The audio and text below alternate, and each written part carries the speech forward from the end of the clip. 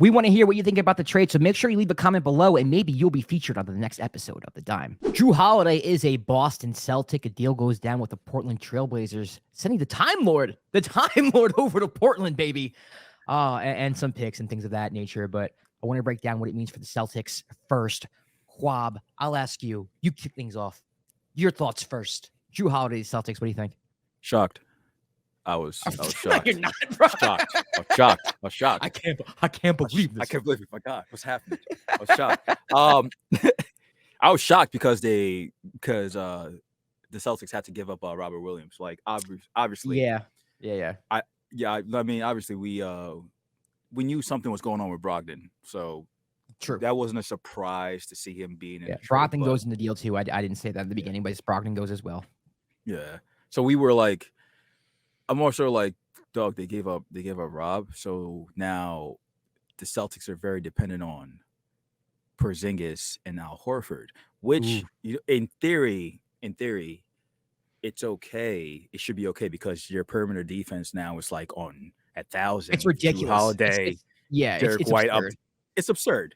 Like, but at the same time, like, not having Time Lord is, to me, might be a little bit concerning because even though he was injured a lot of times, he was still like one of your best players defensively. Now you're banking on KP, Porzingis staying healthy for the course of the year, and also Al Horford staying healthy for the rest of the year. And who else they have in your big man room? I think Luke Cornett, and they signed Wenyen Gabriel today. Yeah, the Gabriel. That's a Wenyen. He plays hard, but he's not. Exactly. He's not going to change a series. He might change a game in the series, but he's not someone who you can rely on every day, and every game in the playoffs for sure. So now I don't know. Is your lineup? Are they going with the lineup with like Jrue, Derek White, the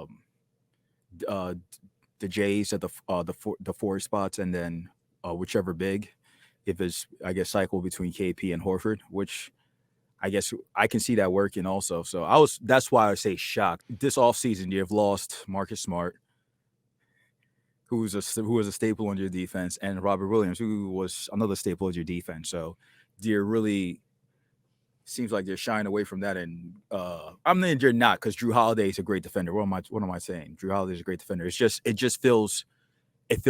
a weird to me. I was just shocked. The word, and I mean that, shocked. Yeah. All right. So just to add to your point, they traded away. This is the offseason for the Celtics right here. They traded away Marcus Smart, Malcolm Brogdon, Grant Williams. They didn't resign, didn't trade him, and Robert Williams, Time Lord. And they get back KP and Jrue Holiday. And to me, I don't know. Like if I look at it as just kind of like that, like if that was a trade, I don't know if I like that trade for the Celtics, especially because we don't know what to expect from KP. We have no idea if KP is going to be healthy all year.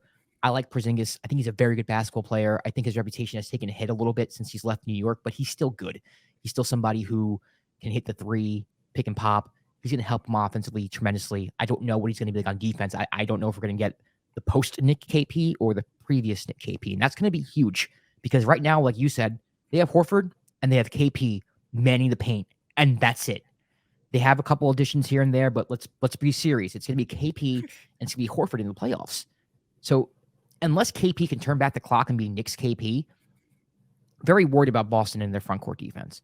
Now, the backcourt defense, forget it. Jrue Holiday is a fantastic defender, fantastic pick and roll defense. Like he can switch, doesn't matter, And then on top of that, you add the fact that, the Bucks made a move to get Damian Lillard. Well, who's the one guy who embarrassed Damian Lillard in the playoffs?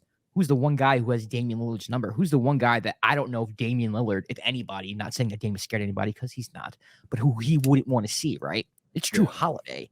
So I do think they probably made a move for that. In a way, I think Drew's a better version of Marcus Smart. He's someone who can hit the three, spot up, hit the three. He's better in the pick and roll. He's a better player than Marcus Smart. And he's going to take that role of defensive leader for sure. You have Jrue Holiday, Jason Tatum, Jaylen Brown, all three really good defenders when they want to be. And I say when they want to be because Tatum and Jaylen Brown didn't really play as good defensively as they normally do, especially under Udoka. They kind of took a step back last year, but I think that had more to do with effort than it had to do with anything. So now you go into the season, you have Jrue Holiday, who might hold you responsible. Not that Marcus Smart didn't, but, who who knows? We'll see what kind of vibe he brings in. Yeah. I think Boston, if they go back to their defensive mentality that they had when they went to the finals under Udoka, they can be a very dangerous team. But can they though? Because I don't Rob know. Williams was a big part of that identity. And yeah, you're right. And rim protection was a big part of that identity. But anything on the perimeter, they got. The problem is you're gonna be playing against the Bucks, who, Giannis can bang down low. Brook Lopez is big. Chris Middleton is a larger guard, and even though he plays on the perimeter, you're gonna switch Jrue Holiday on him. Yeah, maybe. But Middleton's got a few inches on him. Pause.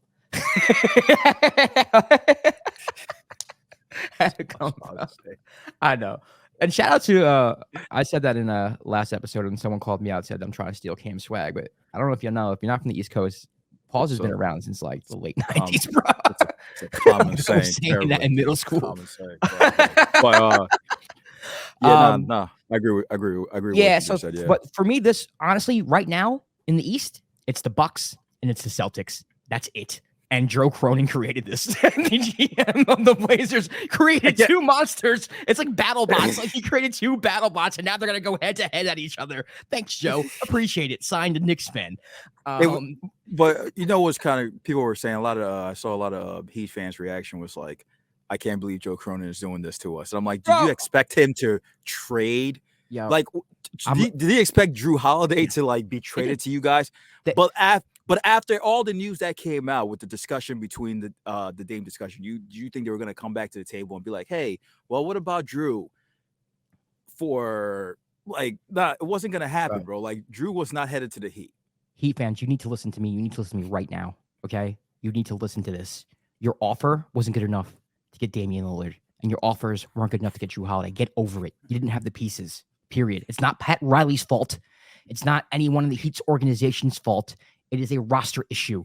You did not have the pieces to give the Blazers for any of their pieces. Period. That's it. Jrue Cronin owes you nothing. You can argue he owes Dame something, but he also owes his organization something as well, and that's building a team, the best possible team for the Portland Trail Blazers. Heat fans, you need to get over yourselves. Please, I beg you. You are embarrassing yourselves. You are embarrassing yourselves thinking that you were entitled to Damian Lillard. You are embarrassing yourself thinking you were entitled to Jrue Holiday. You did not have the roster pieces. Period. Done. End of story. Move on. All right? Move on. That's what I'm saying. That's it. They're just so annoying, bro. They're just so freaking annoying. I hate it. But overall, I think this is a good trade for the Celtics. I do think at the end of the day, you do get someone in Jrue Holiday. You do have to shit out Brogdon, who was hurt, though, late in the season. You had him for a year. It's just not like you're messing up a lot of chemistry. Robert Williams, like he said, he's their best rim protector, but he's also hurt a lot. So you can also make the argument that, like, hey, he's hurt. What are we really missing out on half the time? And you get, in my mind, the best defender in the league, the best perimeter defender in the league, and then somebody who can help you offensively as well. I don't think he's a good enough playmaker to help their problems in the half court. I think it helps a little bit, but I don't know if it helps in a series against the Bucks. It might help in a series against the Hawks, but it's not going to help against the Milwaukee Bucks, who are a formidable defensive team. And Quab, for the rest of the season, we're going to be arguing Celtics Bucks. We're just going to be going back and forth. We're going to see what acquisition looks best if Dame settles in before Jrue. We're just going to be constantly comparing these two teams all year. I think it's the Bucks, it's the Celtics, and it's everybody else. I don't know, man. Heat culture is still alive, brother. I hate you. Shout out to Joe Cronin. Really quick before we end this. I love what the Blazers are doing. DeAndre Ayton, Robert Williams, Malcolm Brogdon. You get picks. I think Joe Cronin has turned Damian Lillard, one player, into a bunch of assets. They're probably going to get rid of Brogdon.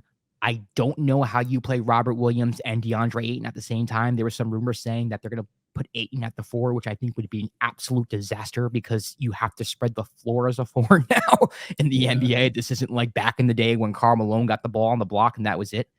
So I don't like that plan, but they have time to work it out. They have time to figure out what they want to do with that. I like what Joe Cronin's doing. You may argue that he could have done it differently. He didn't have to do Dame in the way that he did it. The organization didn't have to communicate with Dame the way they did. But at the end of the day, the pieces that Cronin's getting back, you got to give him a hand. And I think he deserves a lot of credit. Yeah. I don't know if they can play both Ayton and Rob. Maybe they can. Maybe they can't. I don't know. I don't think so personally. But the the Blazers big man room was kind of lacking before these trades happened. So if they plan on maybe Rob is backing up Aiden, if that's the case, that provides them like just really not even serviceable big man, really talented big man to have on that roster.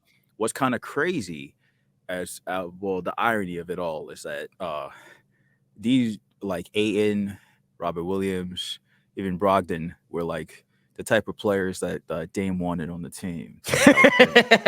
But they had to trade Dame to get him, though. That's the only way they could have got him. It's funny though. You're right. Yeah, the type of players like he was like, oh, a big man that he could play like that's more of a consistent finisher, a defensive like I was cracking up about that. But the Blazers are having a really, it was interesting before, but like it looks like a really great offseason. Now I wonder what happens with Brogdon, what they can get back with that, and if they end up trading Rob will also, if they end up whatever assets they can get with that also.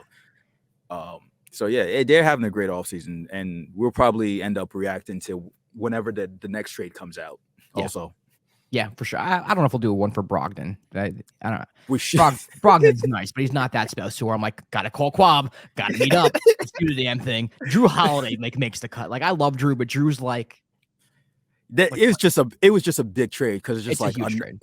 When you look at the roster, it's just like damn, it shakes up. It feels like a shake because you're like, we both have our favorite teams are in the East, and now we're just kind of like sitting on the outside, just looking like, really, okay, nice, yeah.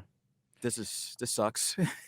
This does. It's gonna be irrelevant year for us again, us Knicks fans and Nets fans. That's okay.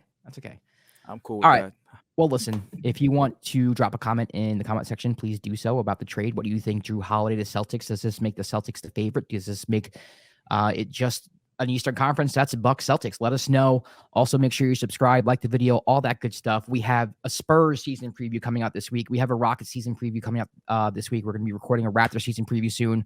Hopefully getting a Mavs and Bucks soon. We've been harassing people on Twitter or X, but it's just not working. Twitter. Yeah, we'll figure it out. But listen, we will see you this week for more season previews at the time.